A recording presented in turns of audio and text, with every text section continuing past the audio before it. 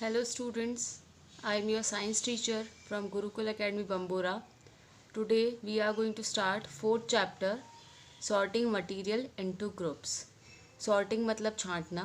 Materials को हम कैसे अलग अलग ग्रुप में छांटते हैं उनकी या उनको डिवाइड करते हैं उनकी सिमिलैरिटी और डिफरेंसेस के बेसिस पर इस चैप्टर में हम वो पढ़ने वाले हैं. So let's begin this chapter.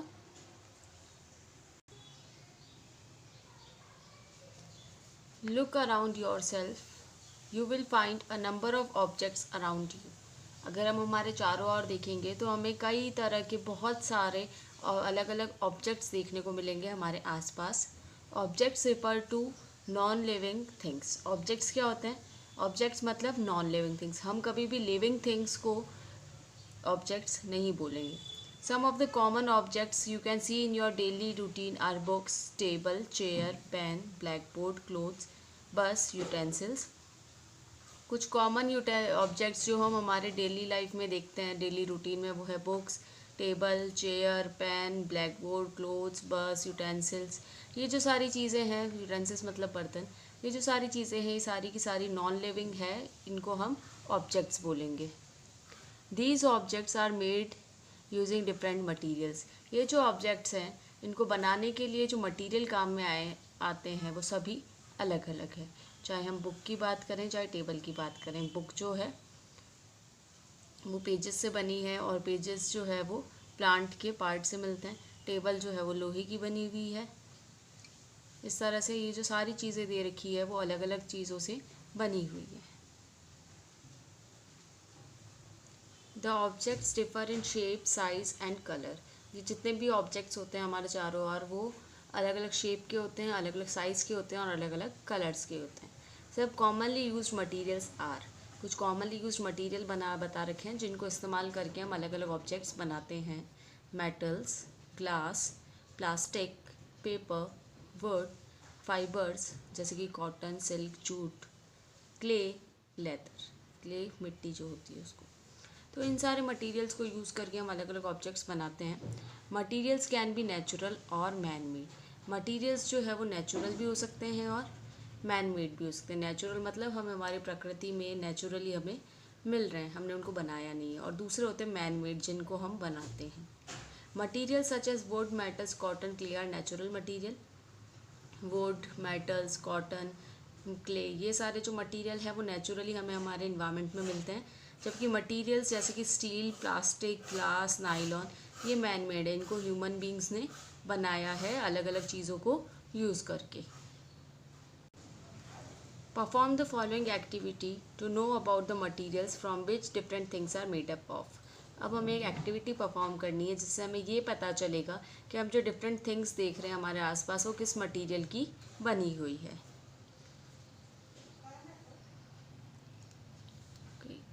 यहाँ ये एक्टिविटी गिवन है. Move around in your home in drawing room, study room, bedroom, kitchen, bathroom. Identify the things and fill in the blanks in the given table below. हमें हमारे घर के अलग अलग जगह रूम्स जो दे रखे हैं अलग अलग जगह वहाँ पर जाना है और वहाँ पर जो भी चीज़ें हैं उनके नाम लिखना है यहाँ पर और वो किस चीज़ से बनी हुई है. जैसे एग्जाम्पल अपन बात करें, आपके घर में बाथरूम में अगर आप जाते हैं तो बाथरूम में हमें क्या मिलेगा? बाल्टी है ना, बकेट होगा. बकेट किसका बना हुआ होगा? प्लास्टिक का. किचन में आप गए, किचन में आपको क्या मिलेंगे? यूटेंसिल्स मिलेंगे.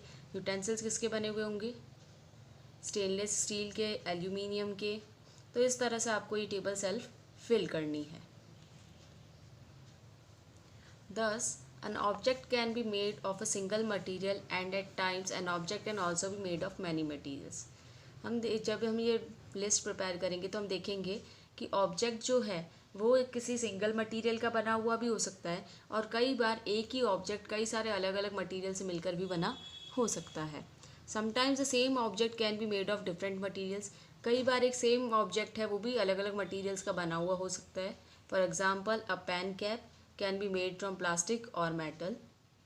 जैसे अगर हमारा जो पेन है उसका कैप, उसका जो ढक्कन है वो प्लास्टिक का भी बना हुआ हो सकता है और कुछ पेन में वो मेटल का भी बना हुआ होता है. Your shoes can be made from leather, rubber और कैनवास. हमारे जो शूज़ है वो लेदर चमड़े के बने हुए भी हो सकते हैं, रबड़ के बने हुए भी हो सकते हैं या फिर कैनवास के बने हुए भी हो सकते हैं. और tumbler use to drink can be made from plastic, steel और ग्लास। या हम जो टम्बलर, जो बर्तन हम काम में ले रहे हैं पानी कुछ भी चीज़ पीने के लिए, जैसे हम ग्लास की बात करें तो प्लास्टिक की बनी हुई हो सकती है, स्टील की बनी हुई हो सकती है, या ग्लास कांच की बनी हुई भी हो सकती है। This can B explain more clearly through the following activity. और ये जो है वो हमें क्लियरली इस एक्टिविटी से पता चल जाएगा। To identify different materials which can be use to make an object. इस एक्टिविटी को हम क्यों कर रहे हैं? ताकि हम डिफरेंट मटीरियल्स को आइडेंटिफाई कर सकें जिससे कि ऑब्जेक्ट्स बनाए जा रहे हैं। Observe the following object around you and then complete the table given below. हमें क्या करना है, हमारे आसपास ये जो चीज़ें हैं इनको देखना है और बताना है कि वो कौन सी चीज़ों से बनी हुई है। तो सबसे पहले जैसे हमें गिवन है ऑब्जेक्ट टेबल और चेयर। टेबल और चेयर किस किस के बने हुए हो सकते हैं? वुड के बने हुए हो सकते हैं, प्लास्टिक के बने हुए हो सकते हैं, मेटल के बने होते हैं, या केन के बने होते हैं। केन क्या होता है? बांस। बांस को हम केन कह सकते हैं। फिर जैसे हम नेक्स्ट देखें यूटेंसिल्स, तो यूटेंसिल्स किसके बने हुए हो सकते हैं? प्लास्टिक के बने हुए होते हैं, स्टील के बने होते हैं, एल्यूमिनियम के बने होते हैं, या कॉपर के भी बने हुए हो सकते हैं। तो इस तरह से आपको हर एक चीज़ के बारे में लिखना है कि वो कौन कौन से अलग डिफरेंट मटेरियल से मिलकर बनी हो सकती है। Sometimes the same material can be use to make different things. कई बार एक सेम मटेरियल का यूज़ किया जाता है अलग अलग चीज़ों को बनाने के लिए। जैसे एग्जांपल हम देखते हैं, plastic can be use to make pen, bucket, containers, tumblers, chair, stool etcetera. Plastic जो है वो बहुत सारी चीज़ों में यूज़ आता है। जैसे हम उससे पैन बना सकते हैं, बाल्टी बना सकते हैं, कोई भी सामान रखने का आपका जो कंटेनर है वो बना सकते हैं, टम्बलर बना सकते हैं, चेयर बना सकते हैं, स्टूल बना सकते हैं। This can be understood through the following activity. अब हमें नेक्स्ट एक और एक्टिविटी गिवन है, to identify different materials which may be use to make an object.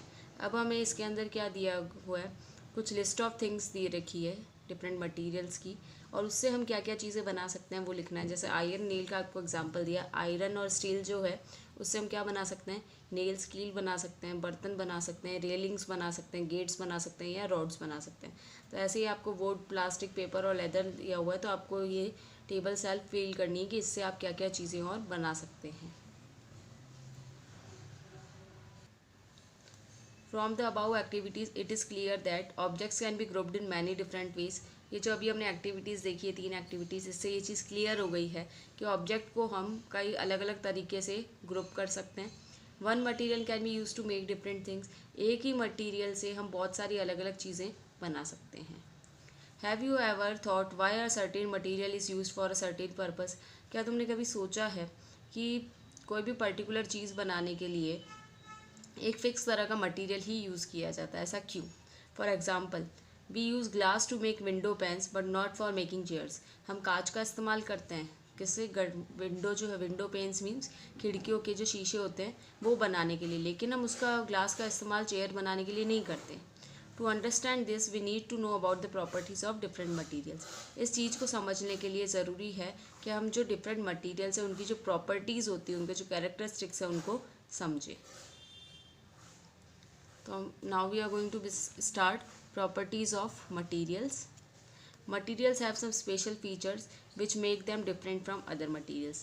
सब जो materials होते हैं उनके कुछ special feature होते हैं, उनके special characteristics होते हैं, या जिससे हम उन्हें दूसरे material से different बता सकते हैं। These special feature are called properties. ये जो special feature है वो properties कहलाते हैं। For example, a rubber ball is round, smooth, bouncy, red, are made of rubber.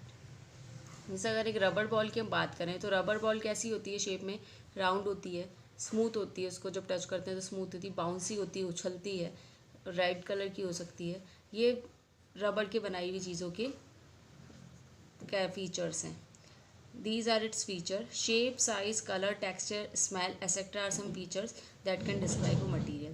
तो हम कोई भी मटेरियल है उसको उसकी शेप, साइज़, उसका कलर, टेक्सचर, वो सॉफ्ट है या रफ है, उसकी स्मेल कैसी है, इसके बेसिस पे हम किसी भी मटेरियल को डिस्क्राइब कर सकते हैं। According to these features a material is use to make an object. और इन्हीं फीचर के बेसिस पर किसी भी मटेरियल को सिलेक्ट किया जाता है ऑब्जेक्ट बनाने के लिए। Jewellery can not be made from glass. Jewellery को हम ग्लास बनाने के लिए ग्लास को हम ज्वेलरी बनाने के लिए इस्तेमाल नहीं कर सकते। क्यों नहीं कर सकते? क्योंकि it is fragile. Fragile means जो ईजीली टूट जाए, जो आसानी से टूट जाए उसे बोलते हैं fragile. Similarly cooking vessels can not be made of wood as they will catch fire easily. और इसी तरह से जो कुकिंग वेसल्स है जिन्हें हम खाना बनाने के लिए यूज़ करते हैं उनको हम लकड़ी का नहीं बना सकते, क्योंकि लकड़ी क्या करेगी, ईजीली आग पकड़ लेगी।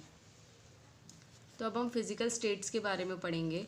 We have seen that water exist in 3 different forms. Water जो है वो 3 अलग अलग फॉर्म में होता है, वाटर, आइस और water vapour.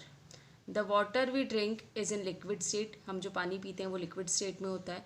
Van we boil water start changing into water vapour और स्टीम। जब हम पानी को बॉयल करते हैं तो वो वाटर वेपर या स्टीम में बदल जाता है। Steam is the gaseous state of water. Steam जो है वो गैशियस स्टेट होती है वाटर की। स्टीम मतलब भाप जो होती है। वैन वी फ्रीज़ वाटर, जब हम पानी को फ्रीज़ करेंगे तो वी गेट आइस, हमें बर्फ़ मिल जाती है। Ice is the solid state of water. Ice water की सॉलिड स्टेट है। Most substance exist in all 3 states. कई सारे सब्सटेंसेस होते हैं जो तीनों स्टेट्स में होते हैं, सॉलिड, लिक्विड या गैस में। These are known as the 3 states of matter. और द सॉलिड, लिक्विड और गैस जो है वो 3 स्टेट्स ऑफ मैटर कहलाते हैं। Let us learn more about these states of matter. अब हम इन स्टेट्स ऑफ मैटर के बारे में और डिटेल में पढ़ेंगे। First state of matter is solid state. In the solid state the molecules are tightly packed. Solid state के अंदर जो मॉलिक्यूल्स होते हैं वो एक टाइटली पैक्ड होते हैं एक दूसरे के साथ। There is very little space between them. Strong attractive force act between the molecules that hold them together. जब वो एक दूसरे के साथ बहुत ज़्यादा टाइटली पैक्ड होते हैं तो उनके बीच में स्पेस जो होता है वो बहुत ही कम होता है उसके मॉलिक्यूल्स के बीच में। और इस स्पेस कम होने के कारण उसके बीच में जो फोर्स होता है, अट्रैक्टिव फोर्स, वो भी बहुत ही ज़्यादा होता है, जिससे वो अपने सारे मॉलिक्यूल्स को एक साथ होल्ड करके रख सकता है। और स्ट्रॉन्ग फोर्स होने के कारण इसके जो मॉलिक्यूल्स हैं वो भी इधर उधर आराम से नहीं घूम सकते हैं। The molecules are thus fixed at their places. और इसके जो मॉलिक्यूल्स हैं वो अपनी प्लेस पर फिक्स रहते हैं। They can how ever vibrate about their fixed position. लेकिन वो क्या करते हैं, उनकी जो पोजिशन है उससे उस पर वाइब्रेट करते रहते हैं। This gives solid a definite shape and volume. इससे सॉलिड जो होता है उसकी डेफिनेट शेप होती है। डेफिनेट शेप मतलब फिक्स्ड शेप, और फिक्स्ड वॉल्यूम मतलब वो कितनी जगह घेरेगा वो भी फिक्स होता है। Some example of materials in the solid state are. Solid state material के कुछ एग्जाम्पल्स दिए हैं, bricks, ice, wood, apple, glass. ये सब जो है ये सॉलिड स्टेट में है, इनकी शेप हमेशा फिक्स रहती है। सेकंड स्टेट है liquid state. In the liquid state the molecule are less tightly packed than solid. अगर हम सॉलिड से कंपेयर करके देखें तो लिक्विड के जो मॉलिक्यूल्स होते हैं वो लेस टाइटली पैक्ड होते हैं। The forces of attraction between the molecules are not as strong as solid. ये लूजली पैक्ड होते हैं, इसलिए उन मॉलिक्यूल्स के बीच का फोर्स ऑफ अट्रैक्शन भी यहाँ पे सॉलिड से कंपैरेटिवली कम होता है। So the molecules move randomly and constantly changing their position. जब फोर्स कम होता है तो क्या होता है, मॉलिक्यूल्स आराम से रैंडमली इधर उधर घूम सकते हैं और वो अपनी जो पोजीशन है वो लगातार बदलते रहते हैं। This allow the liquid to flow. और इसी कारण से लिक्विड जो है वो फ्लो कर सकता है, बह सकता है। जबकि सॉलिड में क्या होता है, फोर्स ऑफ अट्रैक्शन ज़्यादा होता है, उसके मॉलिक्यूल्स जो होते हैं वो फिक्स पोजीशन पर होते हैं, इसीलिए वो फ्लो नहीं कर सकते। जबकि लिक्विड में फोर्स ऑफ अट्रैक्शन कम होता है, इसीलिए लिक्विड आराम से फ्लो कर सकता है, बह सकता है। Thus liquids do not have definite volume but not definite shape. इसीलिए लिक्विड की कोई डेफिनेट वॉल्यूम नहीं होती, सॉरी, लिक्विड्स की डेफिनेट वॉल्यूम होती है लेकिन डेफिनेट शेप नहीं होती है। जैसे लिक्विड की अगर हम बात करें, जैसे पानी की, तो पानी को अगर हमने जिस भी शेप के कंटेनर में लिया वो उसी की शेप ले लेता है। लेकिन सॉलिड्स के अंदर ऐसा नहीं होता, क्योंकि सॉलिड्स की क्या होती है, फिक्स्ड शेप होती है और फिक्स्ड वॉल्यूम होता है। A liquid thus take the shape of the container in which it is poured. Some examples of material in the liquid state are water, milk, juice, petrol and olive oil.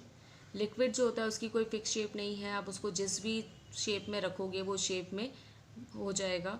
कुछ example दे रखे हैं liquid state के, जैसे water, milk, juice, petrol, olive oil, ये सारे liquid state के example हैं। Last जो हमें स्टेट्स ऑफ मैटर दिया है वो है gaseous state. In a gas, the molecules are loosely packed. Gas के अंदर जो मॉलिक्यूल्स होते हैं वो लूजली पैक्ड होते हैं, बहुत ज़्यादा लूज होते हैं.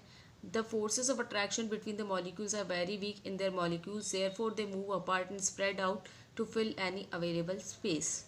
इसके बीच में जो अगर तीनों स्टेट में हम कंपेयर करें तो सबसे कम फोर्स ऑफ अट्रैक्शन जो होता है मॉलिक्यूल्स के बीच में वो किस में होता है, गैशियस स्टेट में होता है. इसके मॉलिक्यूल्स जो होते हैं वो एक आराम से दूर दूर तक स्प्रेड हो जाते हैं, जितना भी स्पेस उनको मिलता है उतने में वो स्प्रेड हो जाते हैं. जो पार्टिकल्स होते हैं गैशियस स्टेट के वो बहुत ही क्विकली, बहुत ही जल्दी मूव करते हैं और कॉन्स्टेंटली लगातार अपनी जो पोजीशन है वो बदलते रहते हैं. तो जो गैसेस हैं, गैसेस की ना ही डेफिनेट शेप होती है ना ही डेफिनेट वॉल्यूम होती है. कुछ एग्जांपल्स गैशियस मटेरियल के हैं: एयर, ऑक्सीजन, नाइट्रोजन और कार्बन डाइऑक्साइड. तो हमने तीनों स्टेट्स ऑफ मैटर पढ़े हैं अभी. तीनों स्टेट्स ऑफ मैटर किस तरह के होते हैं. सॉलिड की डेफिनेट शेप और वॉल्यूम होती है, लिक्विड की डेफिनेट वॉल्यूम होती है पर डेफिनेट शेप नहीं होती, और गैसेस की ना ही डेफिनेट शेप होती है और ना ही डेफिनेट वॉल्यूम होता है.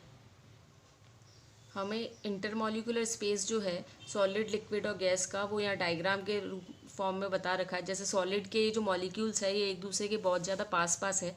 जब चीज़ें पास पास होती है तो उनके बीच में फोर्स जो होता है वो भी ज़्यादा होता है. और लिक्विड जो है इसके मॉलिक्यूल्स जो हैं वो थोड़े दूर दूर हैं सॉलिड से कंपैरिजन में.